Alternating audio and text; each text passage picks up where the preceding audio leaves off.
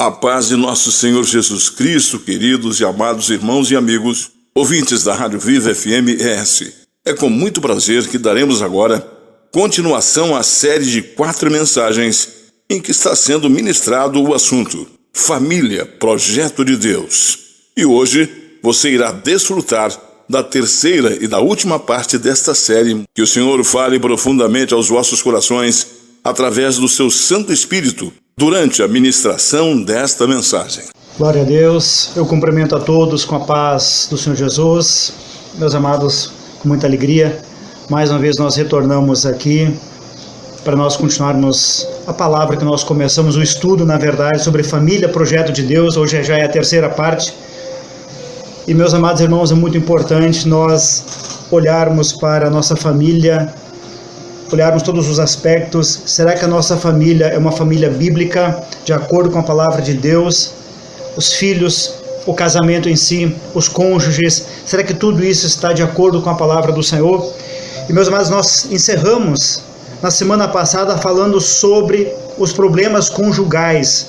Nós falamos do processo de conhecimento que ele é mal feito, falamos sobre a falta de diálogo, falamos sobre ser um, a necessidade de verdadeiramente sermos um no casamento, e nós encerramos falando a respeito do leito manchado em Hebreus 13:4, e eu vou continuar a partir daqui, e depois nós vamos falar exatamente da relação dos cônjuges, falando das responsabilidades de cada parte. Isso é um assunto muito importante também. Então, Hebreus 13:4 diz: o casamento deve ser honrado por todos, o leito conjugal conservado puro, pois Deus julgará os imorais e os adúlteros. Meus queridos irmãos, esse é um ponto muito importante. A Bíblia diz que o leito conjugal deve ser puro, ele não pode ser manchado. Hoje nós estamos numa sociedade, o que mais nós encontramos são os leitos conjugais manchados. É através de pornografia, através de adultério. E eu quero trazer um ponto aqui, meus amados, muito importante, sobre práticas imorais dentro do próprio casamento. Meus queridos irmãos, é importante nós entendermos que o Senhor Deus, Ele fez o corpo do homem e da mulher de uma forma perfeita, fez cada parte por uma função específica. Então nós precisamos compreender que não é como o mundo fala, que existem diversos tipos de relação sexual. Não. Meus queridos irmãos, é importante nós compreendermos que o Senhor Deus, Ele fez a relação sexual para abençoar o homem e a mulher, o cônjuge, o casal. Mas o que nós encontramos em nossos dias são práticas imorais dentro dos casamentos, a 4 paredes. Práticas imorais que o Senhor Deus, Ele não permite. Isso, meus amados, nós vamos encontrar na palavra de Deus falando em diversas passagens sobre imoralidades. Então, meus queridos irmãos, é importante nós compreendermos e analisarmos que o Senhor Deus fez todas as coisas para fins específicos, e quando Ele entrega esse presente ao casal, a relação sexual, é para que eles mantivessem de uma forma pura. Então, meus queridos irmãos, nós precisamos compreender o que a palavra ela está dizendo, o que a palavra está falando, e nós precisamos olhar para os casamentos. Os amados irmãos precisam olhar para verificar se não estão incorrendo em algum erro. Isso é muito importante, porque se estão, meus queridos, ainda há tempo de conserto, porque Jesus está às portas, Jesus está vindo. Então é importante a correção. Meus queridos irmãos, há pouco tempo nós conversávamos com uma irmã. Ela é cristã, ela está na presença de Deus, uma serva de Deus, mas o que acontece? O seu esposo não está. Então ela, para agradar o esposo, ela se submetia a práticas que Deus não permite.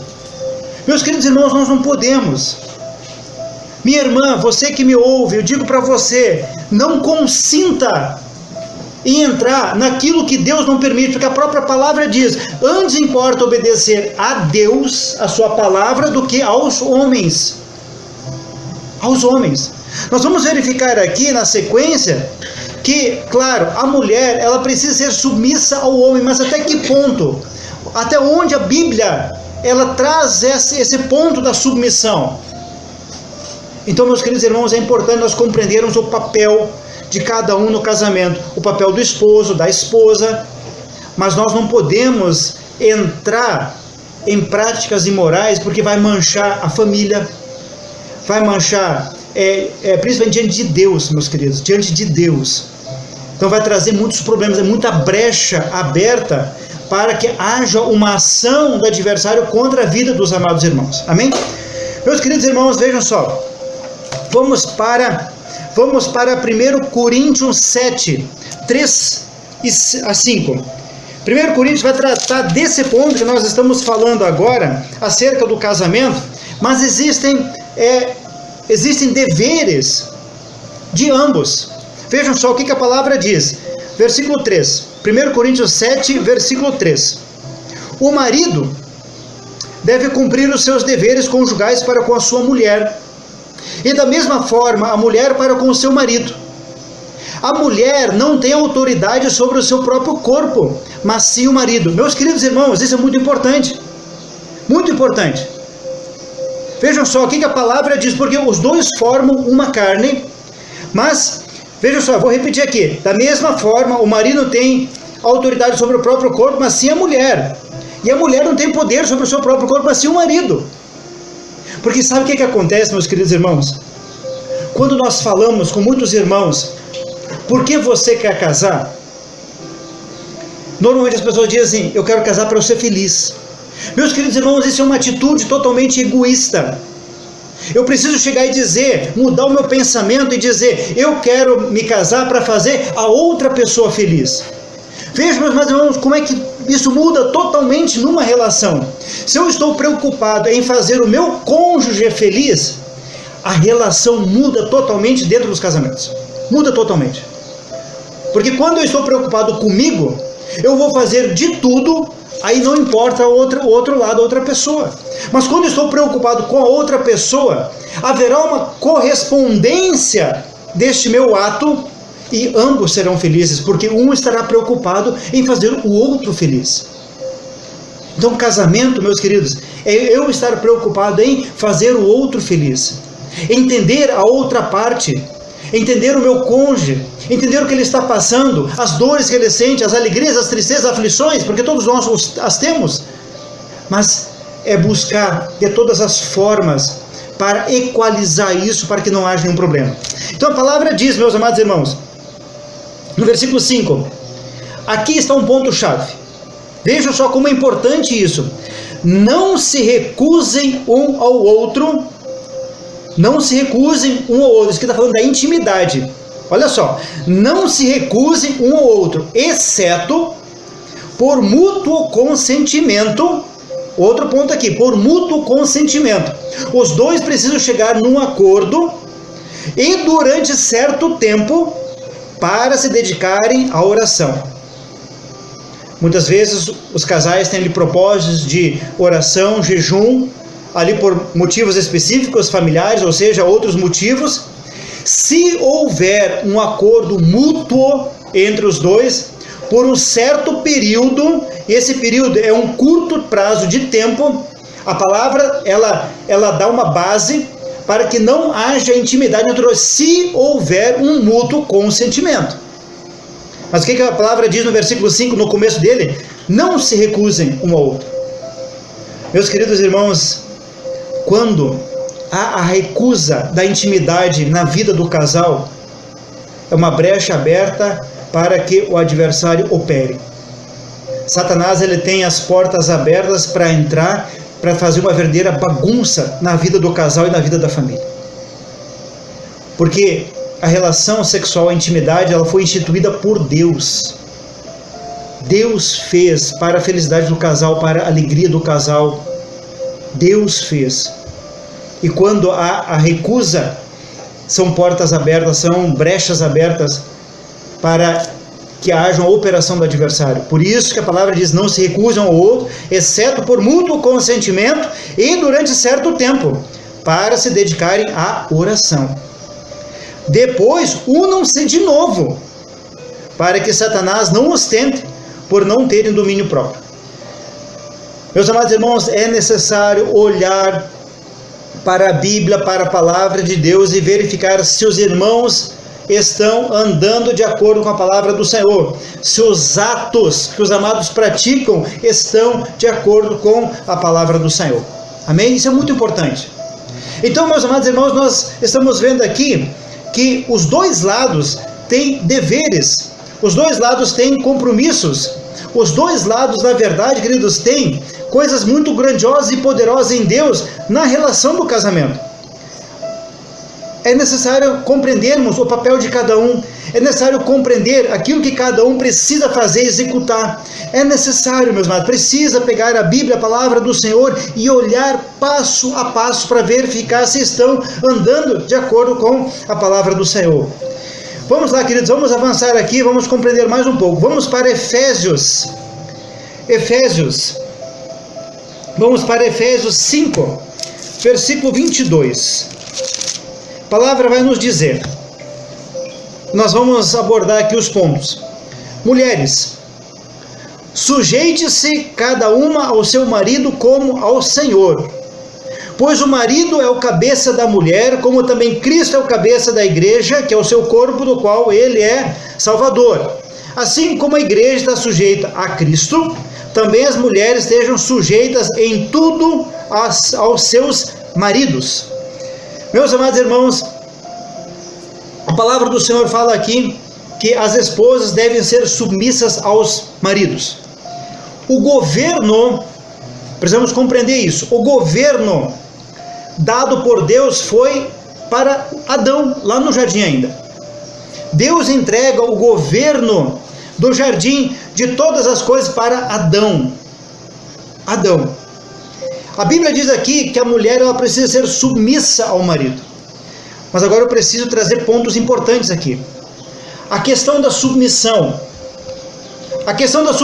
Ela não pode ser por imposição do marido. O marido não pode ser alguém tirano, chegar e dizer para a sua esposa, olha, você precisa ser submissa, porque a Bíblia diz que você precisa ser submissa. Não é desta forma. Não é um governo tirano. Meus queridos irmãos, é necessário que haja por parte do marido, nós vamos verificar isso aqui na sequência, o marido, ele precisa fazer com que haja a devida submissão por parte da esposa, não por imposição, mas assim como o exemplo bíblico de Sara e Abraão. A Bíblia diz que chega um ponto, em determinado momento, que Sara chama Abraão de meu Senhor. Mas por quê? Porque Sara estava reconhecendo a autoridade que estava sobre a vida de Abraão, um profeta, que tinha Deus que governava a vida de Abraão. Então, queridos, mas existe outro ponto também. Existe um momento em que Sara, ela pede para que Abraão mande embora Agar e o seu filho Ismael. Aquilo doeu no coração de Abraão, e quando Abraão foi levar o caso para o Senhor disse, obedece a Sara, faz o que ela está te pedindo. É importante, meus queridos irmãos, nós compreendermos o papel de cada um. O marido, ele precisa fazer, me perdoem pelo termo aqui, mas por merecer.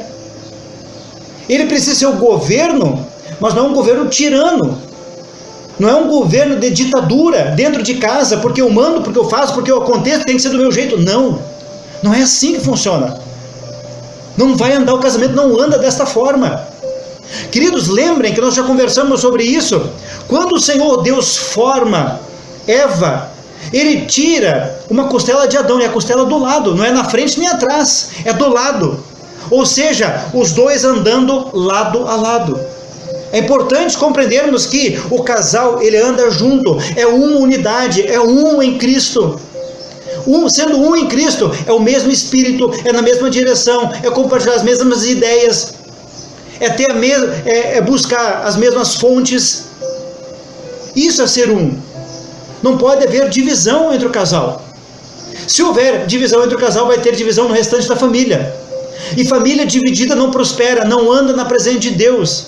São problemas que vão acumular, porque existem brechas abertas. Vamos continuar aqui, queridos. O que diz a palavra do Senhor? 25.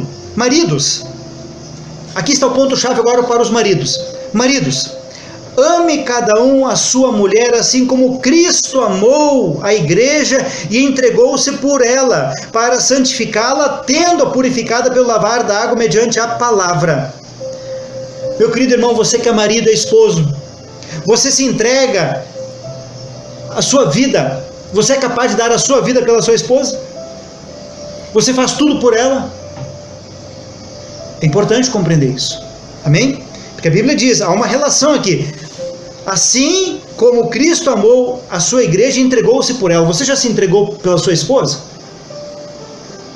Então, meus amados irmãos, é necessário que haja uma união familiar bastante alicerçada em Cristo, na palavra de Deus. 27. E para apresentá-la a si mesmo como igreja gloriosa, sem mancha, sem ruga ou coisa semelhante, mas santa e inculpável.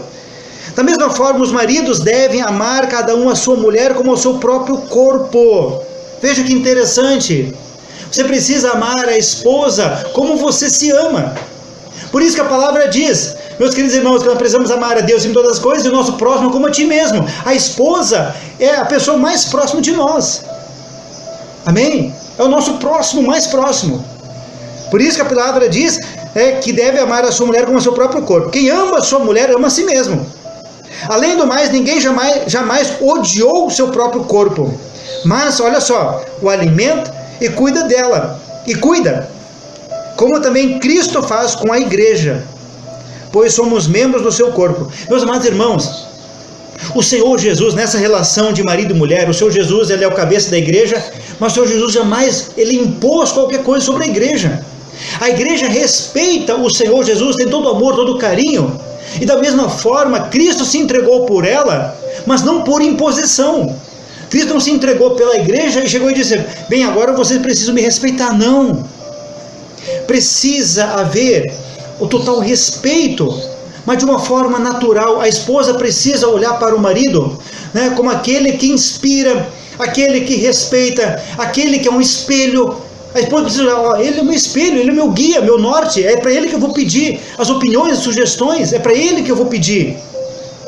A esposa precisa olhar para o marido e chegar e dizer, eu quero, não vejo a hora de sentar, ficar aqui, sentar, conversar com ele, tomar um chimarrão, fazer um lanche, tomar um suco, alguma coisa nesse sentido, ficar perto do meu esposo. Precisa haver isso. Hoje nós estamos encontrando um grande distanciamento. As pessoas estão simplesmente se suportando, mas não é dessa forma, meus queridos. Precisa haver sim um mútuo relacionamento. Mas, meus queridos irmãos, quero trazer algo aqui muito importante para nós compreendermos os papéis de ambos. Eu presenciei um casamento em Campo Grande. O pastor Carlos, um amigo meu, ele trouxe ali a mensagem, ele falou algo glorioso que eu não esqueci. Ele trouxe sobre as escrituras, falando a respeito dos papéis, e ele disse o seguinte, que a mulher, ela é a engenheira da casa. A engenheira da casa. Meus amados irmãos, aquela palavra, quando ele disse a engenheira da casa, e vejam só a profundidade, e é de fato, a mulher, o Senhor concedeu à mulher muito mais sensibilidade do que o homem. Então cabe à esposa organizar todas as coisas e apresentar ao esposo. Ela é a engenheira da casa. Isso é muito glorioso. Ela é engenheira, ela vai colocar, vai trazer as sugestões para o marido, para o esposo, vai apresentar, desde a questão dos filhos, da questão financeira, tudo, ela vai apresentar, mas a palavra final deve ser do esposo, porque o governo é do esposo. Mas ela é, queridos, a engenheira da casa. Por ela ter essa sensibilidade de mãe, isso é muito glorioso, ela tem o feeling, né? Ela tem um feeling extraordinário. Ela consegue captar coisas que o homem não faz, não consegue. E ela vai apresentar ao esposo, olha, se a gente fizesse dessa forma, eu dou essa sugestão aqui, ela apresenta ali várias sugestões, o esposo vai analisar e vai tomar a decisão, porque o governo está na mão do esposo, amém? Então, meus amados irmãos, é glorioso quando nós olhamos a mulher, a esposa, no papel de engenheira da casa, é muito maravilhoso. Mas em compensação, é importante nós entendermos que o Senhor, Ele deu ao homem a responsabilidade da provisão. Vejam só o que a palavra diz, nós vamos verificar isso. Esses dois papéis, aliás, tanto do homem e da mulher, que Deus deu lá dentro do Éden. Então, para o homem como provedor, em Gênesis 2,15, a palavra diz: o Senhor Deus colocou o homem no meio do jardim para cuidar dele e cultivá-lo. O Senhor Deus, ele entrega ao homem a responsabilidade da provisão. Então, não que a esposa não possa participar da provisão, amém? Mas a responsabilidade é do marido. Porque o Senhor Deus deu isso ainda dentro do Éden. Mas em compensação, o Senhor deu algo glorioso para a mulher. Olha só, em Gênesis 2,20. Assim o homem deu nomes a todos os rebanhos domésticos, as aves do céu e a todos os animais selvagens. Todavia, não se encontrou para o homem alguém que o auxiliasse e lhe correspondesse. Depois o Senhor Deus forma a mulher. Ou seja, a mulher, ela é ajudadora, auxiliadora. A mulher anda lado a lado. Meus queridos irmãos, não há casamento, não dura um casamento quando tem uma das partes, meus queridos irmãos, que toma decisão apenas, não. Precisa haver um mútuo consentimento em tudo, os dois andando juntos. Isso é tremendo, é glorioso, é poderoso.